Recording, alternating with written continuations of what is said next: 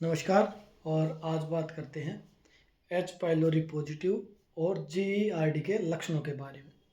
ठीक है, इसमें हमारी पेट की क्या कंडीशन हो जाती है, क्या परिस्थिति आ जाती है, ये आपको ध्यान में रखना है। जितने भी पेशेंट आ रहे हैं आईबीएस का नाम लेके या फिर आईबीएस-सी, आईबीएस-डी, कोलाइटिस, जितने भी तरह के पेशेंट आ रहे हैं, इनकी कॉमन जो बीमारी है वो है मल त्याग करने को लेके, कि हमारा जो मल त्याग करने का प्रोसेस है वो हमारा स्लो हो गया है, या फिर मल त्याग करने का जो प्रोसेस है वो फास्ट हो गया है। या तो खाना खाते ही भागना पड़ता है, या फिर पूरा दिन इंतज़ार करना पड़ता है कि कब हमें प्रेशर आएगा और कब हम पूरी तरह से अपना पेट साफ कर पाएंगे। इस तरह का मल त्याग करने का जो टास्क है उसमें जो कठिनाई आती हैं उसको आईबीएस का रूप दिया गया है। मतलब कि आंतों का स्लो काम करना और आंतों का बहुत फास्ट काम करना। आईबीएस-सी आंतों का स्लो काम करना, मतलब कि आंतों को साफ नहीं करने, पूरी तरह साफ नहीं कर पाने में मजबूर होता है। आईबीएस-डी आंतों को फास्ट साफ कर देता है, जिससे हमें कंट्रोल हमारी आंतों का हमारे पास नहीं होता। लेकिन इसके साथ साथ बहुत सारे पेशेंटों को लक्षण देखे गए हैं कि ये तो पेट की होगी नीचे की समस्या, नाभि के नीचे की समस्या आईबीएस। लेकिन कई बार देखा गया कि हमें नाभि से ऊपर भी बहुत सारी समस्याएं महसूस होती हैं, जिनमें से दो समस्याएं मुख्यतः हैं। जिसका पहला जो लक्षण आता है वो आता है नॉर्मली गैस बनने से।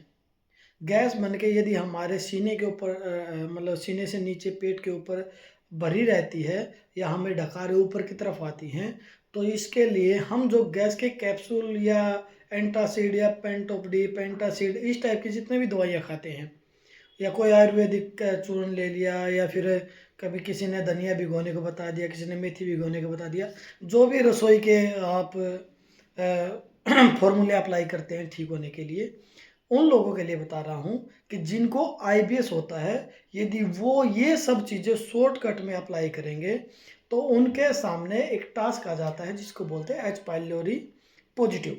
ठीक है, अब इसमें क्या होता है, इसमें पेट के ऊपरी हिस्से में असुविधाएं होने लग जाती हैं। मतलब कि आपको गैस बन के यहीं पे बैठी रहेगी, गोला बन जाएगा, खाना नीचे उतरने में परेशानी आएगी, गैस बन के ऊपर रहेगी। और इस बैक्टीरिया का सबसे बड़ा जो लक्षण है वो आपके मल को शेप नहीं देने देता। जैसे मल बंध के आता ना, यदि आपके सामने एच पाइलोरी बैक्टीरिया है पॉजिटिव, आप आ गए तो आपका मल बंध के नहीं आ सकता, गोबर की तरह आएगा। ठीक है, तो ऐसे ही आपका मल कभी भी बंधेगा ही नहीं, गोबर की तरह बिखरा रहेगा और आप करते रहोगे। ठीक है, तो एच पाइलोरी पॉजिटिव में एसिड बनना, ठीक है, एसिड बन के ऊपर की तरफ चढ़ना, ठीक है, इन सब समस्याओं का सामना हमें करना पड़ता है। इस समय एक चीज़ और आती है, धीरे धीरे जब बैक्टीरिया बढ़ता है तो हमें गैस्ट्रियोटाइटिस लिख के आएगा एक बीमारी ना, आप इंडोस्कोपी कराएंगे तो इसका मतलब वो भी एच पाइलोरी बैक्टीरिया की वजह से हो सकता है। ठीक है, आंतों के अंदरूनी परत में सूजन आ जाती है, जिसके कारण हमें ये सब चीज़ें का सामना करना पड़ता है। उसके कारण कई बार हमें गैस्ट्रिक अल्सर भी हो सकता है। ठीक है, छाले हो जाते हैं, मुंह में भी छाले बनेंगे, तो बहुत सारे लक्षण होते हैं। इसके बाद हम जो दूसरी स्टेज पे आते हैं वो होती है गर्ड, मतलब कि एसिड का हमारे इसोफेगस की तरफ चढ़ना। एक वाल होती है, कई बार डॉक्टर बोलते हैं आपकी वाल लूज हो गई है।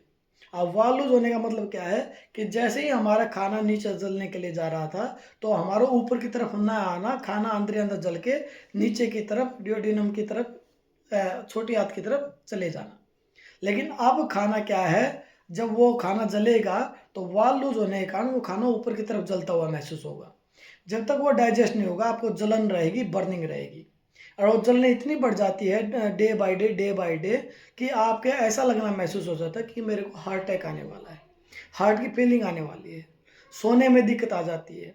कई बार तो आपको ये बोलेंगे कि आप है ना थोड़ा ऐसा सीधे ना लेटे, ऐसे करके लेटे, 30 डिग्री एंगल बना के लेटे, जिससे आपका एसिड ऊपर की तरफ ना आए, नीचे की तरफ रहे। आपके सोने की प्रक्रिया चेंज कर देते हैं। ठीक है, जबकि ये सब हमारा शॉर्टकट तरीका है, इस चीज़ से आप निजात नहीं पा सकते। इसके लिए आप कितना भी डीएसआर खा लीजिए, कितना भी कुछ भी खा लीजिए, इससे आपको निजात नहीं मिलेगी। आपको रिलीफ मिल सकता है, आप देखेंगे धीरे धीरे आपके ऊपर डीएसआर भी काम करना बंद कर चुकी है, गैस के कैप्सूल भी काम करना बंद कर चुके हैं। तो यदि आपको ऐसी समस्याएं हैं जिससे आप निजात नहीं पा रहे हैं, आपने 14 दिन की किट भी खा ली एच पाइलोरी की, आपने गर्ड के लिए आप डीएसआर भी खा रहे हैं 2 साल, 2 महीने, 3 महीने, साल भर, सालों से, ठीक है। आप पेट साफ करने के लिए क्रीमाफिन तक ले ले चुके हैं, आप फिर भी ठीक नहीं हो पा रहे हैं। मेरे को मैग्नीशियम अभी ले रहे हैं, फिर भी ठीक नहीं हो पा रहे हैं। तो इस टाइप की जितनी भी समस्याएं हैं उनका समाधान हमारे पास बिना दवाइयों के, हमारे पास क्या, मुझे लग रहा है कि इसका इलाज दवाइयों में है ही नहीं।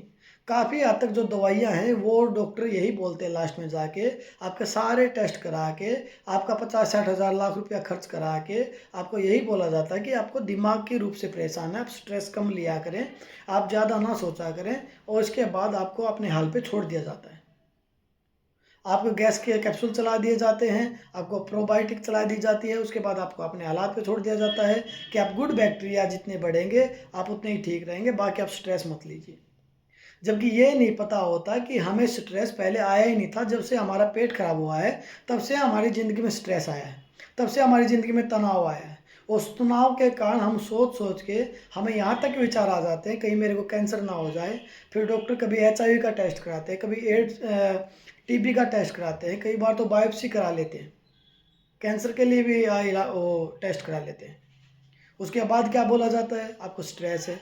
फिर आपको न्यूरोसाइकेट्रिस्ट के पास जाना पड़ता है, फिर आपको क्लोरास्पा एक्स फलान तरह इस तरह की 4-5 दवाइयाँ चलाई जाती हैं, जिनमें साफ साफ बोला जाता है कि ये 6 महीने भी चल सकती हैं, 2 साल भी चल सकती हैं, पूरी उम्र भी चल सकती हैं। जैसे ही आप उन चीज़ों को छोड़ेंगे, आपकी बॉडी में कितनी इम्यूनिटी है, कितना आप अपने आप को क्लियर कर पाए, उसके बाद आप दवाई छोड़ने के बाद आपको पता लगेगा मेरी बॉडी एंजाइटी स्ट्रेस की दवाइयाँ खा के मैंने अपना वजन तो बढ़ा लिया, लेकिन मैं अपना मेटाबॉलिज्म मजबूत नहीं कर पाया, मैं अपने हार्मोन्स मजबूत नहीं कर पाया।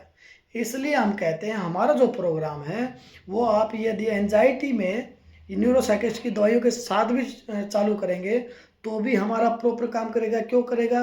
दिमाग की दवाइयाँ खाने से आपका कॉन्स्टिपेशन लेवल बढ़ जाता है।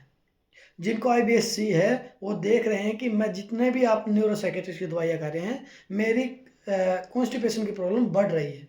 तो यदि आप हमारा प्रोग्राम ज्वाइन करेंगे उन दवाइयों के साथ तो आपको कब्ज का सामना नहीं करना पड़ेगा, आप और जल्दी ठीक हो सकते हैं। यदि आप न्यूरोसाइकियाट्रिस्ट की दवाई नहीं लेते तब भी हमारा प्रोग्राम ज्वाइन करेंगे तो भी 100% ठीक हो जाएंगे, ठीक है। तो हमारा प्रोग्राम सब तरह से काम करने वाला प्रोग्राम है, जल्दी से जल्दी ठीक करने वाला प्रोग्राम है। इसमें आप किसी दवाई के साथ भी हमारा प्रोग्राम ज्वाइन कर सकते हैं, इंडिविजुअली भी आप प्रोग्राम ज्वाइन कर सकते हैं। इलाज 100% है, आपको मेहनत करनी है, संयम रखना है और खाने के परहेज रखने हैं। 2 चीज़ों के परहेज मुख्यतः हैं कि आपको पहले स्मोकिंग छोड़नी पड़ेगी, तो दूसरे हैं आपके थोड़ा सेक्सुअल परहेज रखने पड़ेंगे। जितने आप सेक्सुअली परहेज रखेंगे आप उतनी जल्दी ठीक हो पाएंगे। इसमें आपकी इम्यूनिटी बढ़ती है, इससे आप ताकत बढ़ती है, जिससे आपको ठीक होने में मदद मिलती है। तो यदि वीडियो अच्छी लगे तो ज़रूर किसी के शेयर करें, क्या पता किसी की मदद हो जाए वीडियो के द्वारा। नमस्कार।